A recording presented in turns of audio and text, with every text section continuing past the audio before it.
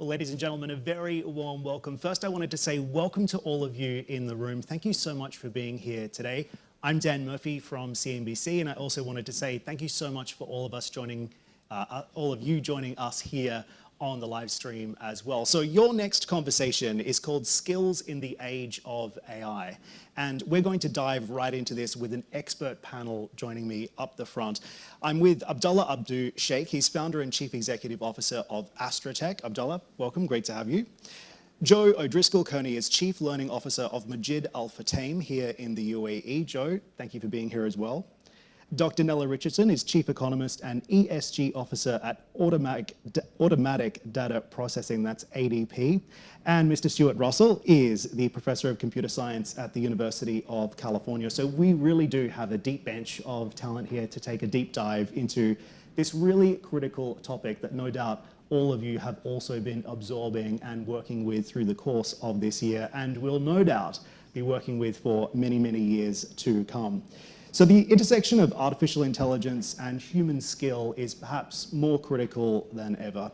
As we see these AI technologies that no doubt you've all been working with starting to reshape industries and redefine job roles, we're going to talk about what skills are essential in this new era. So Skills in the Age of AI brings together thought leaders to explore just that. We're going to take a look at the implications of AI on employment, for example, in education and training and beyond. So let's kick it off with an opening round question for perhaps all of you. And I'd like each of you to take a go at this question first of all.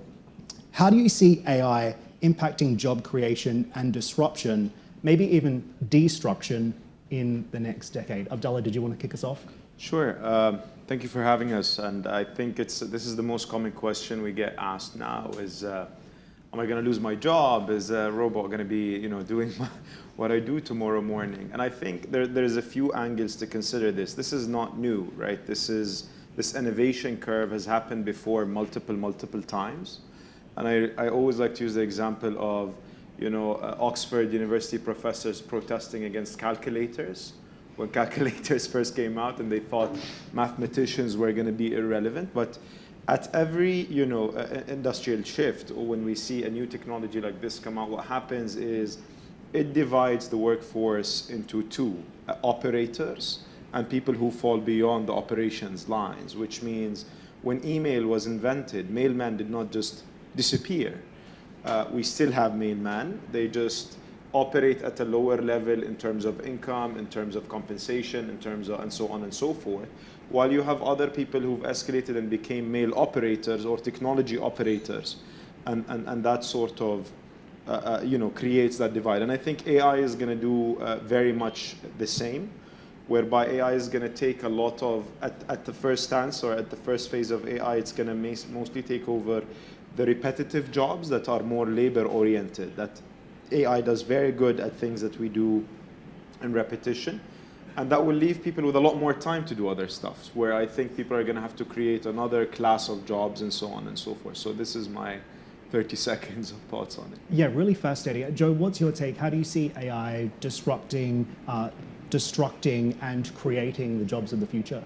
Yeah, I love this question. I think there's a narrative that's perpetuated that AI is here to take all our jobs. And I think the way we see it at Majid Al Futtaim anyway is it's really here to elevate the human, and that it's not AI that's going to take our jobs, it's AI that's going to take the jobs of people who don't know about AI. And I think it's very easy to get caught up in the hype cycle of AI, but the reality is we have to have an epistemic humility about this. We don't know exactly where it's going. And as a result, I think job creation will focus really on those people that are able to adapt and change and pivot and can keep up in the age of AI with the pace that it's going at, and have that humility, as I mentioned, to know that we simply don't know where some of this might go and to be ready for where it brings us. Very interesting. Nela, what's your take? First of all, thanks to the audience, and I can tell the interest. And I agree with these comments about AI's ability to change how we work. But I think where AI shows up the earliest is with companies. Most companies are trying to figure out how to manage their human capital. It's their most important asset. It's their most expensive asset. And I think what AI does is change the way companies view human capital management. And maybe even, if we get it right, they move from management to development. At ADP, we operate in about 140 countries, and we're really keen on how companies manage their workforce. And we found that looking at 53 million workers over a span of 4 years, I want you to just think in your head how many of them were actually upskilled by their companies. Okay, picture that number. Ask yourself if it's double digits or not, and then I'll give you the answer. Less than 4%. Less than 4% of these 53 million workers were upskilled by their company in 2 years. So there's an enormous opportunity, even in the absence of AI, to lead to a skilled workforce and a workforce that has continuous learning. And so I think what AI does first and foremost is change how companies view their talent and hopefully helps them invest in that talent. Okay, hold that thought. I wanted to come straight back to that. But Stuart, first, what's your view? So I think the answer depends on whether you're looking at AI as it exists now or as it will exist over the next decade. And there are plenty of experts who are predicting that by the end of this decade, so 6 years from now, we will have AI systems that exceed human capabilities in every dimension. So that literally means that there isn't a job that the AI system won't be able to do cheaper and better. And interestingly, for a long time, economists would give you a theorem with Greek letters saying, we can prove that there's no such thing as technological unemployment. But then you point out, okay, well, suppose I can make a twin of every person, and that twin is better at their job and never gets hungover and is willing to work for free, right? How many of you would still have your job? And then the economists say, we see what you mean. Yes, there might be more employment, it just wouldn't be employment of humans. And so if you're making policy, it's really tough because I would say, roughly half of experts think it's going to happen in the next decade, that we will have this all-powerful technology. And another half, including myself, think it's going to take quite a bit longer than that. And in fact, we're overestimating the capabilities of the technologies that exist at present, and the consequences of scaling those technologies are not as profound as many of the proponents think. But we are already seeing significant impact. Surprisingly, I think Abdallah's right, a lot of the repetitive jobs, the jobs where you hire people by the 100 or the 1,000 as exchangeable robots, right? Those jobs are going to be done by real robots. But we're also seeing impact on creative industries. So graphic artists, freelance writers, there are clear measurements we can make on the online marketplaces where they acquire work, the sort of exchanges. And you can see the prices going down on those marketplaces because people are able to use AI to do those jobs in 1/10 of the time. And parents, when I give talks to the general public, it's not so much, are they going to take my job? It's, what are my kids going to do? What should I teach them?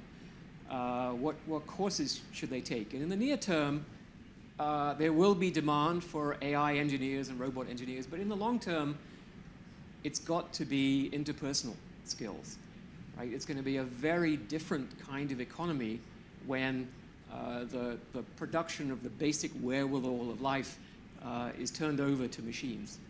And so think about what that means in terms of almost everyone being self-employed, the kinds of education you need to be good at interpersonal roles, and how we succeed in delivering high value in those roles, given that we have 200 years of not doing scientific research on how to live a good life or how to help someone else live a good life. So there's a lot of work to do. Indeed. And maybe we can talk about this as a panel as well, but perhaps you could also suggest that we are coming into a future where there is going to be a premium on human creativity, on emotional intelligence as well. But Stuart paints this really interesting picture about a more automated future, maybe a more automated workforce moving forward. To pick up on your point, Nela, what are the skills that are going to be mission critical for workers to acquire and for businesses to develop in order to combat that increasingly automated future? First of all, I'm going to be very candid. It's uncertain. No one can predict the next 10 years of AI advancement. In some ways, AI is like driving a car. My car has tons of AI in it. I have no idea what it does. Really, I barely use it. I still use the same driver's license I've been using since I was 16. And for many workers, that's how they'll experience AI. It will just be part of their normal tasks. But there is this sense, right, that soft skills are going to matter a lot. If we think about generative AI specifically, about content creation, about doing more creative work, more collaborative work, more digital work, work that is more boundless in terms of geographies, then cultural awareness is going to matter. Sensitivity to humans is going to matter. Being able to train the AI, because the best AI has a person at the center of it, a human who is giving it feedback, whether it's the human's data or the human's interaction.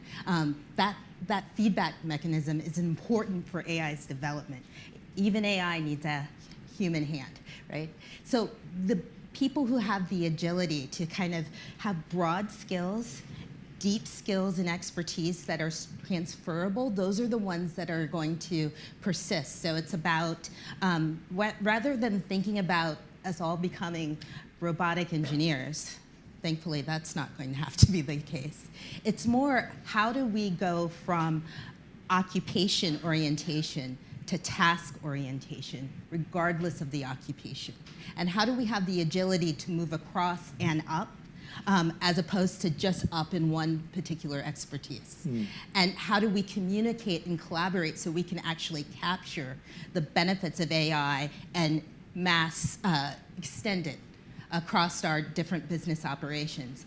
And this is not just an easy solution. We note that AI has been around for a really long time, and these advancements are long in the making, and yet globally we've seen productivity slump way before the pandemic. So it's not guaranteed that the match between technology and workers will actually benefit the global economy in a way that raises the standard of living. What guarantees that is that we make sure that that match happens. And I think that's why companies are going to be so very focused on matching their tech with their people. So Joe, maybe give us a Majid Al Futtaim perspective on this as well. Obviously, a very important domestic business here in the UAE, a large local employer as well. How do you update your training programs as Chief Learning Officer to adapt to this AI-enabled future? And what about when it comes to lifelong learning? People would like to join Majid Al Futtaim and work there for a very long time. How do you enable lifelong learning within the company?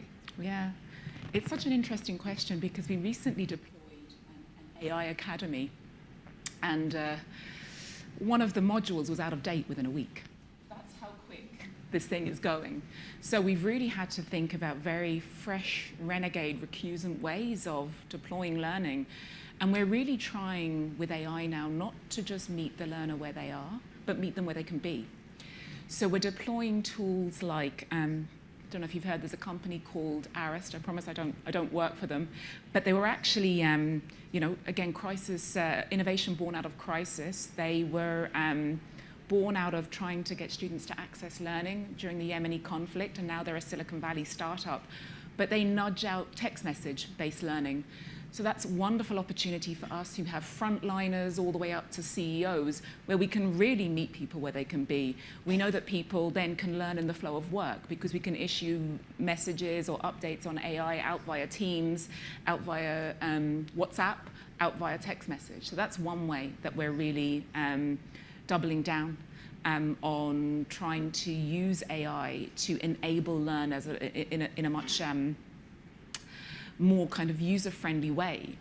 And the reason we're doing things like this is we're seeing more and more, especially with the younger generations, that they're coming into the workplace with what I call liquid expectations. meaning that the way in which they want to deal with the LMS and deal with the learning function is exactly how they want to be treated when they're at Apple or Amazon. They expect that seamless experience, 2 clicks, 10 seconds. That's all the attention economy is allowing for now. So we simply are having to pivot away from these 3-day classroom-based events. So what we're doing is trying to get people who are ready and right for this before they even come in the door. And we're doing things like assessing people's learnability. Because you asked this great question about what skills do we need to focus on. I really think the key critical one is how willing is someone to learn?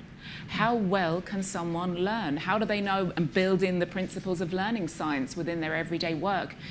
Space repetition, interleaving, etc. And there's using AI, you can assess for this now, so it's done in a very unbiased way.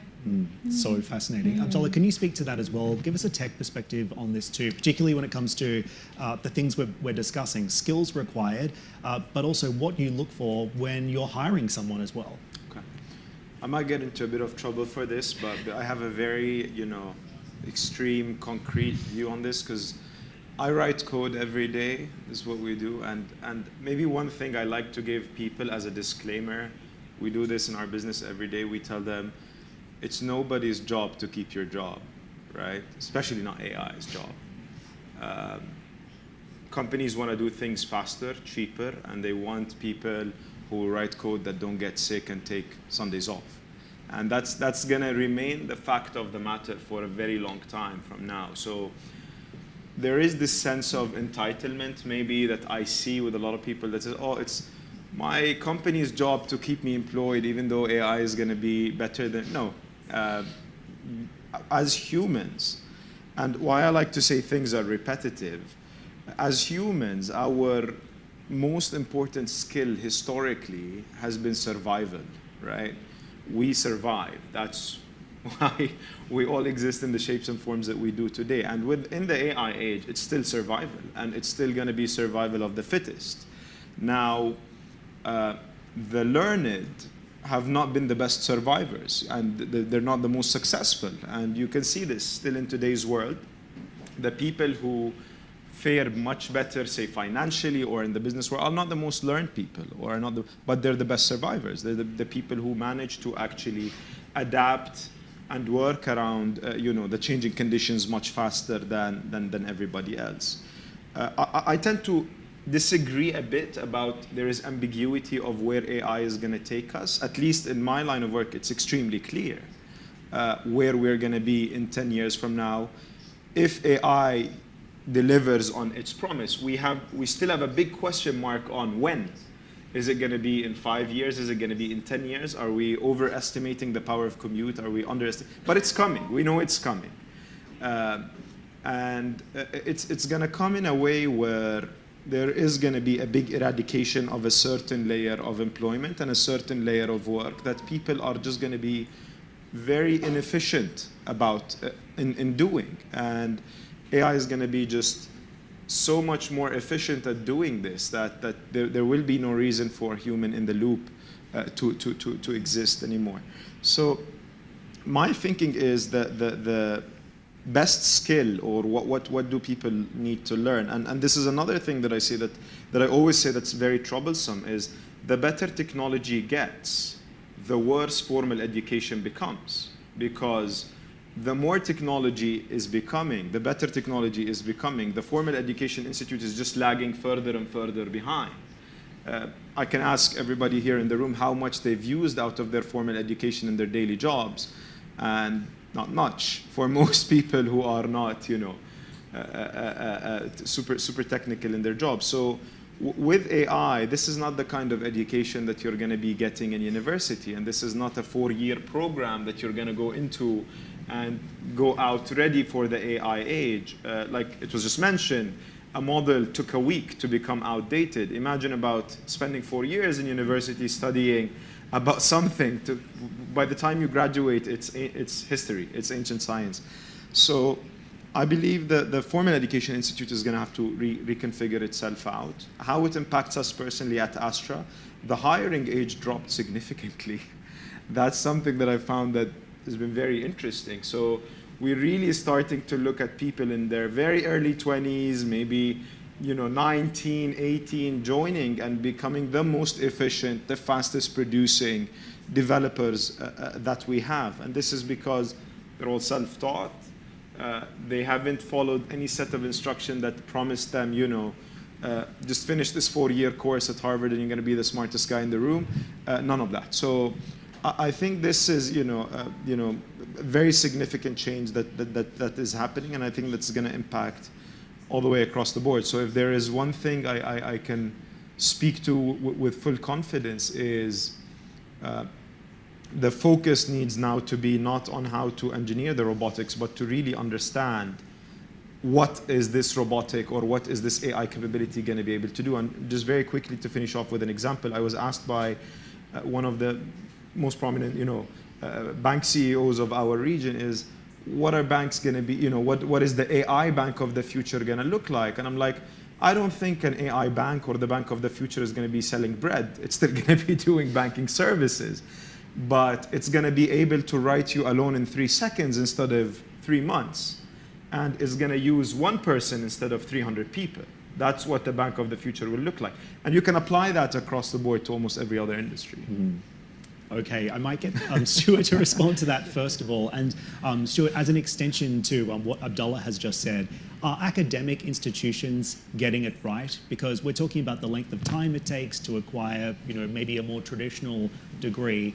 Are institutions responding fast enough to the pace of change that we're seeing in this technology? Absolutely not. And I think this is one of the reasons why we should have started planning for this 20 years ago, when we could start to see on the horizon that these kinds of changes were coming down the pipe. Because academia is notoriously slow to change. So Oxford University, where I did my undergraduate degree, first discussed having a geography major in 1851, I think. And it took them 125 years to get through the processes and finally agree that they should have a geography degree, by which time satellites had made most of traditional geography completely irrelevant. And so if you think about the future, and I agree with Abdallah, right, it is going to come down the pipe. We don't know when, but we will have general purpose AI at some point. And almost certainly we will have it within the time frame for academic change, right, which we might say is 20 to 30 years to make serious change in what kinds of degrees we offer, how we teach them, and where we get the content, right? If we're going to be training people for all kinds of interpersonal professions, then we need the learning science, right? The science of human psychology. And no offense to any psychologists or learning scientists in the audience, but it's a more dismal science even than economics. We just really don't know very much about what makes people tick, why some people respond to some kinds of education well and others require totally different kinds of teaching. And that view that the human is not a commodity, but is 8 billion individuals, and in some sense our science needs to know how do you map from the characteristics of the individual to how they learn and what's the best way to help them learn. That's going to take decades to develop that science. And we have to, again, we should have started 20 years ago. Instead, we devoted hundreds of billions of dollars to the cell phone and other kinds of innovation, which has had a mixed blessing, I would say. So in the university right now, we're not even able to cope with the impact of large language models doing people's homework, right? And this is even worse in high school. And one of my colleagues at Berkeley has a rule that says, okay, you have to use ChatGPT or some equivalent engine to write your essay. But if you turn that in, you get 0. You're graded on your ability to improve on the output of the AI system. And that sounds like a pretty interesting and enlightened approach. But if you think about applying that in high school, 90% of kids in high school cannot improve on the output of a large language model. And then you think about the implications of that, right? For motivation, the calculator analogy is often used, but calculators automate precisely the part of mathematics that is brainless, right? How many of you actually understand what's going on in every step of a long division calculation that you do by hand, right? You remember those things, you put this big like bar thing, and then you put arrows and you move digits around. I didn't understand what the heck was going on, and you make a mistake, you don't even realize because you don't understand it, right? It's a brainless recipe, and the calculator automated that. But understanding a question and formulating an answer, an essay, that's the essence of learning to think. So if you automate that, you're just cutting out exactly what we want human beings to learn how to do. I mean, you could also ask AI to think critically for you, though, couldn't you? You could. I mean, what I would really like, actually, even if AI fails to deliver the superhuman AI that a lot of people are promising, I think the technology we have, adapted in the right way, the killer app is it could deliver personalized education, at least through the end of high school, where it acts as a tutor, not as something that does your homework for you, but something that says, okay, let's think about that. What do you think about this idea? Where could we find answers? What kind of research could we do to look into this question? And that could have enormous value for the human race, because there are many countries that cannot afford a K through 12 education system. There are a number of countries where they can't even afford K. So literally there is no schooling available to kids in some countries unless they can afford to pay for it. And through a cell phone, which is still not universally available but widely available, you could deliver quality of education that would exceed what I could get at the best schools in the UK or the US. And we're not doing it right now because the financial incentives to work on education as opposed to advertising are very small, and it's a very complicated place to try to make money. Just quickly, while we're on this topic, one more question for you on this in particular. If you were to be enrolling in an academic institution in a university at the start of the new year, what is the course you would take and why? To be 18 again.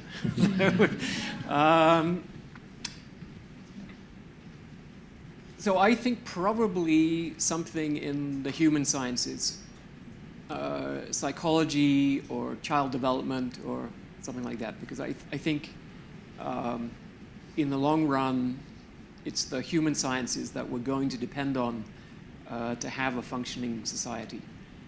I would like also to say the humanities, because a huge part of what it means to be a human and to have a rich life depends on art and literature and that type of learning.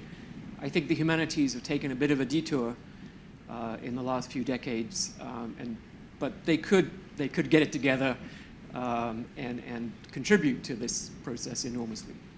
All right, fascinating. Nela, I'll get you to respond to that as well, because one thing you think quite deeply and also quite critically about is this question of distrust.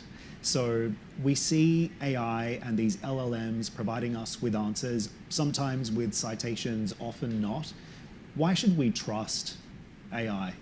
It's a great question, and why a philosophy degree might come in handy in the new world. I think judgment is going to be a critical feature of what it means to be human in AI, because not all of AI is swell. We know that there are hallucinations, and if AI does develop in absence of human intervention or human influence, then how do you trust that what you're seeing is actually real? And that's going to be a key question. And how do you trust your universities to deliver the skills that you need to advance? if you look around the world, we don't really have a worker shortage, we have a skill shortage. And it's not in tech per se. What you see in tech is that the skills required are becoming much more narrow, specific, and focused. So a computer scientist, 100,000 that graduated from the US in last year, those skills are quickly being eradicated. But what prevails is the care economy, the ability to build a cabinet or be a great plumber. Right now, AI is not really addressing the fact that I need to fix my toilet. And so there are skills in the workforce that are still going to be really, really needed. And the question is, how do you get workers positioned for those skills? And how do you get workers to transition to other skills, especially as we know that skills are being rapidly created and destroyed? And to get AI to actually build jobs that humans can't do, to do tasks that we can't do as opposed to replace tasks that we can do. That's going to be the questions of tomorrow. And so that really does boil down to trust, because your university may not be your last educator. Your collaborator may be AI, it may be your colleague, it may be someone across the world from you, it may be your firm. And so what we've done is we've looked at this question of trust. We've, over the last decade, about 500,000 workers around the world, and we asked, what makes you trust the companies that you work for? Well, it comes down to a few things. One, I trust my manager. It's basic human relationships. I trust that my team has my back. I see myself represented in leadership. That's a big, important thing. And so if you can boil down this measure of trust, you could actually nurture trust. Why does that matter? Because what you're asking workers to do is trust that the skills that are being created, the tasks that are being replaced, and the new tasks that are coming to the fore will make them have a better standard of living. Why should they trust that? And what happens if they don't trust? Then they reject the technology. When you roll out that technology as a company, as an NGO, as a university, you know what you'll get? An eye roll in return. I'm not doing that. I'm going to block that technology. I'm going to prevent that technology to coming to my state. I'm going to rally against that technology because I fear it. And so we have to give workers something to trust, and I think that starts with this interpersonal level in communication. How you roll out that in technology is going to be important. The adoption of that technology for the workforce will lead to the proficiency of the technology. It's not like this tech can occur absent a business case or a market or a customer. It has to have a purpose, and people are what give technology a purpose. So.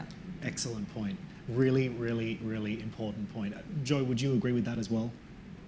Yeah, I mean, I think that you need to, we've been talking a little bit about the power of critical thinking and judgment. And something I've started to do is ask ChatGPT, for example, as one tool to disprove what it's saying to me and find evidence on the contrary of what it's offering me. Because if you don't deploy that critical mindset, there's so many stories in the press that we've seen, even in litigation, whereby people have gone forward with things that just simply aren't correct. And it makes me think of the fact that, we have this, we almost see sometimes, AI and human capital as being this utopia. Oh, it's going to de-bias things for us. It'll enable more equity in the workplace. But the reality is that who is training these AI systems? Well, it's us. And we love when we're doing DEI training or inclusion and belonging training to say it's kind of everyone else that needs that. I'm not really biased myself. But if you have a brain, you have bias. And we are training these systems with bias. And I think, to come back to one of the questions you asked me earlier, I think in addition to learnability, the ability to be metacognitive, to step back and to think about how you think, is going to be more important than ever in this age of AI. Also very, very true. And Abdallah, to flip it over to you, I think one of the other things I'm sure you're also thinking about right now is similar to my question to Stuart about if you had your time again to start a business from scratch, where would you begin? Because look, your business is well funded, you're backed by G42, well established in the country now. If you could do it all over again, where would you start? I thought you were going to ask me if I was going to go to school again. I wouldn't. I wouldn't go to school if I had the choice to do that again. But if I were to start a business right now, I think the fundamentals of business, at least in technology, have completely changed. So it's atomic teams more now. If we look at the past, in order for you to be a billion-dollar business, you had to have tens of thousands of people. Now the focus is, can you do it with 2 people? Can you do it with 3 people? Can you do it with 10 people? And I know when we're looking at an acquisition or at a company, the lesser people, the better. So atomic teams and things that don't really need a lot of people to operate, that's one thing.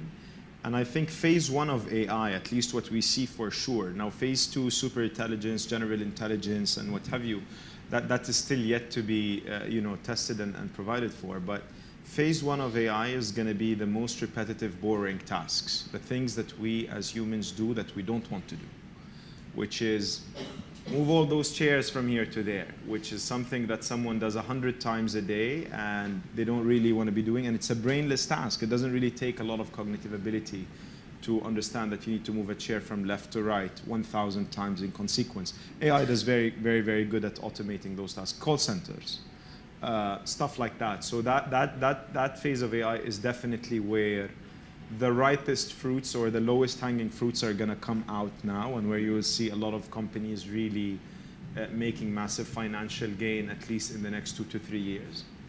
And then it's going to shift again. And then phase 2 is going to be a bit more complex, which is things that need a little bit of critical thinking, things that need a little bit of thought processes and a little bit of intelligence to them. And then eventually within 10 years or maybe a bit longer, depends on how long it takes us to get there, it will be the actual general intelligence where the AI will be able to communicate with different AIs and do things accordingly. So where I would focus for the next 2 or 3 years is what are the most repetitive, the most boring tasks, the things that people don't really want to be doing that need to be automated. And maybe a big hint for everyone, tax is something that nobody really wants to do that I think AI can do a very good job at. And maybe I just want to touch on your trust point a little bit. I always hear this, and I don't know if it's just me that's cynical, but humans don't trust each other. How are we expecting to come up with a system that everybody trusts? There's obviously bias. Now, your question is not, do I trust the technology or not? The question is, whose bias do I trust? Because we, as humans, there's very little, we agree on certain things, but if there's anything history tells us, there's a lot we disagree on as well. And there's a lot of mistrust in the human form, in the human nature. And why is it the expectation that some technology is going to come out and we are going to, unanimously trust this technology? That's never going to happen. That's almost impossible to achieve. So I think this question of do I trust or do I not trust, we should have decided that 20 years ago before we started using phones that know everything about us. It's a bit too late for the trust question right now. And I think we're going to be sort of forced to trust whoever achieves faster in this world. I know a lot of people don't trust ChatGPT, but it's the available option. And a lot of people don't trust the iPhone, but it's the available option. And I think commercially, that's what's going to happen. Whoever is going to hit the market faster is going to grab more market share. And whether we trust it or not is going to be one question for the philosophy books. It's not going to be, it's not going to have a very big practical impact on the economics of what AI will look like. At least that's what I think. I would have to disagree with that, to be honest. Me too. There's an argument to be made that AI actually makes trust harder because we don't know, and the way that information is disseminated is actually becoming less trustworthy than it has in the past. And credentialed sources are no longer at the forefront of where people access their information. So how do we reverse that? And when I think about what the future holds, it's not like AI just happens to us, that we are passive agents in how AI develops. We're actually very active agents in the development of AI. So I think that's an important point too, and that's why my focus is on people in the workforce, because that's what determines the future. And if we want a future in which we can trust what we see and where knowledge is important, then we have to act now. So I will just push back a little bit that trust isn't important and that AI is predetermined. Nothing in the human experience is predetermined. And so we really need to act now to get the future we want, not the future that we deserve because we didn't act at all. Did you want to weigh in on that as well, Stuart? Just a little, yeah. I mean, I think this issue of trust is important in the critical paths for companies. And the boards of companies that I sit on, all big companies are saying, how can we use this new technology? And I can tell you, having lived through this in the 80s, that was happening in the mid-80s as well with what we called expert systems. That was a type of AI that thousands of companies set up divisions to figure out how to use expert systems in their operations. And what I'm seeing now is that the trust issue is preventing companies from putting anything AI in the critical path.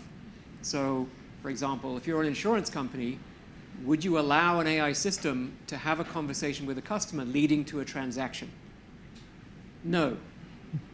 Right? I mean, just look at sycophancy, where the customer says, oh, could I have a 99% discount? Sure, absolutely. In fact, we'll send you money along with the policy, right? And this has happened. There was a GM chatbot that sold someone a truck for $1, right? So you cannot do that. Air Canada was actually in court because their chatbot told the customer that they could take a bereavement flight to go to a funeral and then apply for a refund afterwards. And Air Canada said, well, we don't have any such policy, so we're not paying. And the judge said, sorry, your chatbot said you had that policy, so you are paying. And that judgment has cast a chill through corporate adoption in any kind of high-stakes situation. And that's where the money is the high-stakes stuff, right?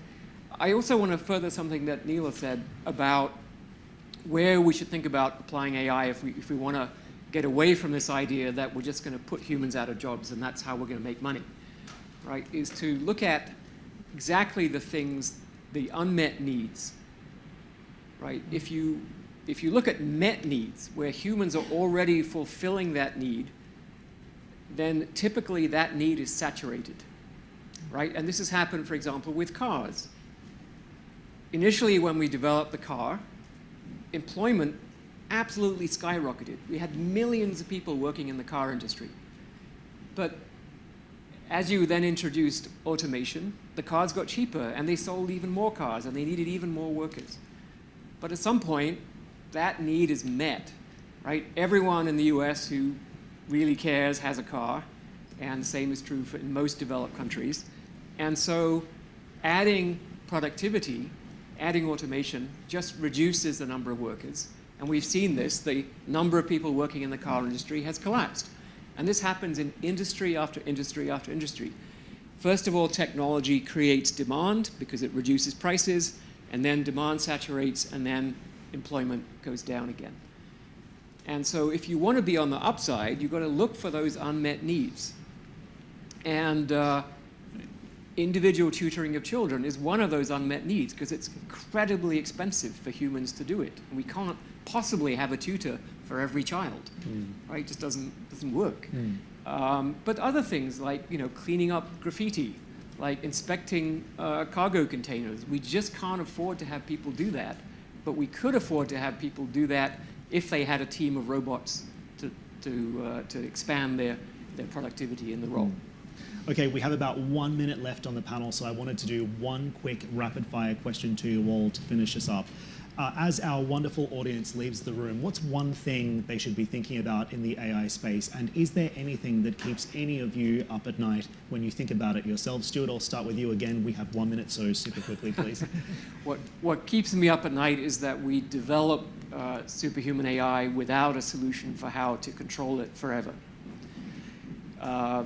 The thing that people need to know, I guess, about AI, don't believe everything you read. these systems are much stupider than they're made out to be. Nela. AI doesn't have to be scary. Sometimes change is a challenge, but sometimes it's an opportunity for growth. So I think we're the master of this technology. Let's not let it master us. And it's going to depend on the use case of the technology and how it indeed helps a business or a worker, as opposed to technology for technology's sake that is kind of thrust upon people. So if you really want to understand the power of AI, go talk to a 12-year-old and watch them interact with ChatGPT-4, and you'll see where our direction is going, because young people get this very, very well. Joe.